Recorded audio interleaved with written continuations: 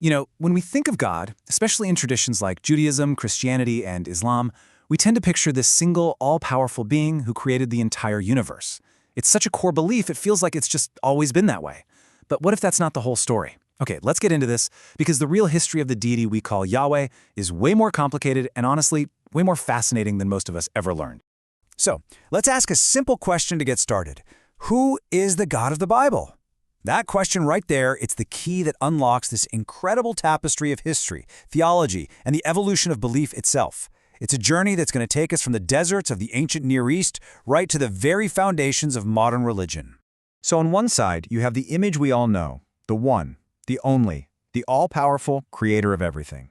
But then, when you start digging into the history, the archaeology, the ancient texts, you find a totally different origin story. You find a powerful but local God of storms and war, who was once just one player in a huge divine family. And that contrast, that's what we're exploring today. So where do we even begin this investigation? Well, probably not where you'd expect. We're not opening up ancient scriptures. Not yet, anyway. Instead, we're turning to archaeology. We're looking for clues literally carved in stone. The earliest mentions of Yahweh that exist anywhere, long before the Bible as we know it was put together. And this timeline, wow, it really puts things in perspective. The evidence for Yahweh goes back centuries. We're talking centuries before many of the biblical stories were even written down. We've got clues from the time of the Egyptian pharaohs, a boastful king from Moab, and a devastating exile that would completely change the game for the ancient Israelites. What's so wild is that the oldest reference to Yahweh we've ever found isn't from ancient Israel at all. It's from an Egyptian temple built way back around 1350 BC. The inscription talks about a nomadic group, the Shasu of Yahweh. This suggests that this deity might have started out as a god of the desert, worshipped by wandering tribes long before he became the national god of Israel. Okay, this next clue is just incredible. It's from something called the Mesha Stele. It's basically a victory monument where a king from Moab is bragging about beating Israel in a war. He boasts, quote, "And I took from there the vessels of Yahweh and I dragged them before Chemosh." He's talking about taking religious artifacts dedicated to Yahweh and presenting them as war trophies to his own god, Chemosh. This tells us so clearly that back then, Yahweh was seen as a tribal god, a powerful one for sure, but not invincible. He was one god among many whose people could be defeated. So all these archaeological clues, they place Yahweh right in the middle of a very crowded, very busy polytheistic world. We're talking about the ancient Near East. This wasn't a world with one god. It was filled with countless gods and goddesses, each with their own jobs, powers, and followers. So where did Yahweh fit into all this? Well, the evidence suggests he started as a member of the Canaanite pantheon. Think of it as a big divine family. The head of the family, the top god, was El, this wise father figure deity. Yahweh, on the other hand, was more of a fierce storm and warrior god.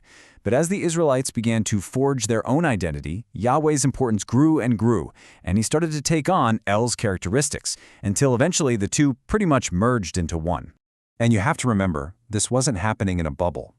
When you look at the myths and stories from all over the region, you see these amazing parallels. Yahweh is shown as a divine warrior, which sounds a lot like the Sumerian gods Enlil and Ninurta, the story of Noah's Ark. It has striking echoes of a Sumerian myth where one god, Enlil, sends a flood to wipe out humanity, and another god, Enki, warns a human to build a boat. It's like all these cultures were sharing from the same mythological playbook. And this brings us right to the heart of the story, this radical, world-changing transformation from a belief in many gods to the belief in only one. How did a regional storm god start on this unbelievable journey to becoming the one and only god for billions of people? It becomes pretty clear that this wasn't like flipping a switch. It was a slow, gradual evolution. The Israelites started out with polytheism, just like their neighbors. But then they moved through this crucial, often forgotten middle stage called henotheism. And that was the theological bridge that led them to true monotheism. So what exactly is henotheism? Basically, it's the belief that, yeah, other gods might exist, but our God is the one we worship, period. For the ancient Israelites, this meant choosing Yahweh as their number one, their national god, the one who was superior to the gods of the Moabites or the Egyptians. It wasn't about saying other gods weren't real, it was about declaring total and exclusive loyalty to their guy. So what pushed them over the edge? Well, a huge catalyst was political disaster. In 722 BCE, the mighty Assyrian Empire rolled in and completely destroyed the northern kingdom of Israel.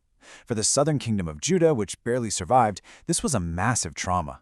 It forced them to double down on what made them unique, and that was their exclusive worship of Yahweh as their sole protector in a really dangerous world. Now, once you commit to this idea of only one God, you've got a bit of a problem. Your entire history, all your sacred stories, have to be re-examined. Because if Yahweh is the only God now, well, then he must have always been the only God, right? So that's exactly what happened. During and after the Babylonian exile, as scribes were compiling the Hebrew scriptures, older stories that hinted at a polytheistic past were edited. They were carefully reshaped to show Yahweh not just as Israel's special God, but as the universal creator of everything and everyone, right from Genesis chapter 1, verse 1. And the impact of that theological revolution? I mean, it's immense. This reinterpretation cemented Yahweh as the one and only God in Judaism. That very same deity was then inherited by Christianity as God the Father, and later understood in Islam as Allah. The incredible journey of one ancient storm god laid the groundwork for 3 of the world's biggest religions. This whole history brings us to a final, really profound question. If our understanding of God wasn't some static fact dropped from the sky, but a dynamic story that evolved over time, shaped by history, culture, and conflict, what does that tell us about our own human search for meaning? And how are we, today, continuing to shape our vision of the divine?